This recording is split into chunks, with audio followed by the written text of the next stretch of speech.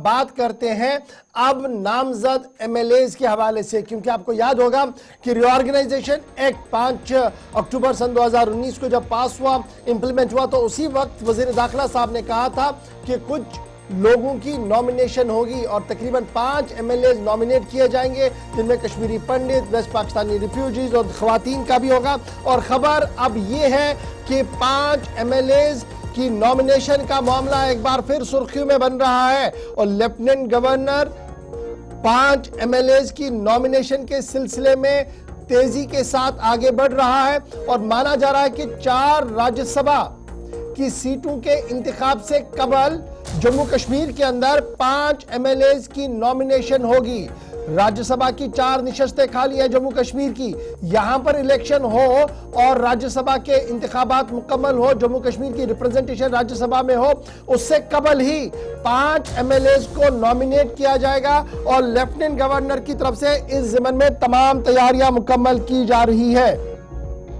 याद रखिएगा, ये 5 एमएलए जो हैं इन्हें तमाम तर इख्तियारात होंगे उसी तरीके से जिस तरीके से मुंतखबा मेंबराने असेंबलीज का है, यानी वोटिंग राइट्स भी होगा और तमाम वो प्रिविलेजेस उन्हें दिए जाएंगे, पावर और प्रिविलेज होंगे जो उनके पास ऑलरेडी है। तो फिलहाल बड़ी खबर ये कि 5 मेंबरान के हवाले से जो इस वक्त की अहम और बड़ी खबर आ रही है वो यही है कि 5 मेंबरान के हवाले से नॉमिनेशन का अमल जो है वो तेज होगा। राज्यसभा से कबल ही इस पूरे मामले पर गुफ्तगू हो सकती है, यानी यह मामला मुकम्मल हो सकता है। अगर आप अभी सीट शेयरिंग का हवाला देखें तो नेशनल कॉन्फ्रेंस लेड गवर्नमेंट जो है वो 3 सीटें निकाल सकती हैं, जिस तरीके की वोट शेयरिंग का मामला बना हुआ है। 1 सीट बीजेपी भी ले सकती है, लेकिन अगर ये 5 लोग मैदान में आए और ये 5 लोग राज्यसभा इलेक्शन से पहले नॉमिनेट हुए तो सिचुएशन एंटायरली ट्रिकी हो सकती है।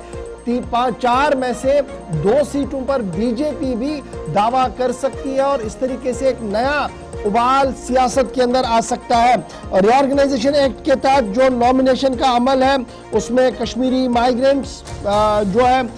जो डिस्प्लेस्ड है उनको रखना है, फिर उसके साथ साथ खवातीन को लेना है, वेस्ट पाकिस्तानी रिफ्यूजीज को लेना है। तो इस तरीके से जो एक प्रोसेस इलेक्शन से पहले ही शुरू हुआ था कि 5 नॉमिनेटेड एमएलए कर दिया, जिसको लेकर मुख्तलिफ सियासी जमातों ने अपना रद्द-ए-अमल भी दिया था और कुछ लोगों ने यह भी कहा था कि कबल अज़ वक्त उनकी नॉमिनेशन जो होगी, यानी ओथ सेरेमनी से पहले अगर उनको नॉमिनेट किया जाता है तो ये शायद आईन के खिलाफ होगा और हुकूमत साजी के लिए ये मुश्किलें पैदा होंगी। लेकिन जिस तरीके से हुकूमत बनी, हुकूमत ने अपना कामकाज संभाला और अब सब नजरें दिल्ली से लेकर राजभवन जम्मू कश्मीर तक बनी हुई है, जहां पर इतला यह है कि 5 लोगों का पैनल ऑलमोस्ट मुकम्मल हो गया है। लेफ्टिनेंट गवर्नर साहब के दफ्तर तक भी वो आ चुका है और किसी भी दिन लेफ्टिनेंट गवर्नर साहब जो है वो उन 5 नामों का ऐलान जो है वो कर सकते हैं। और ये बात काबिल जिक्र है कि राज्यसभा की 4 निशस्तों से कबल ही इन 5 नामों को मंजर आम पर लाया जाएगा, नॉमिनेशन में रखा जाएगा, ताकि सियासत में गर्माहट भी हो। और बावसूख जरा जो मुख्तलिफ सियासी जमातों के और बीजेपी के उनका मानना है कि अगर इसी तरीके से मामला चला तो एक नहीं बल्कि यह पहला मौका होगा जब 2 राज्यसभा की निशस्तों पर बीजेपी अपनी दावेदारी कर सकती है, क्योंकि वेस्ट पाकिस्तानी रिफ्यूजीज,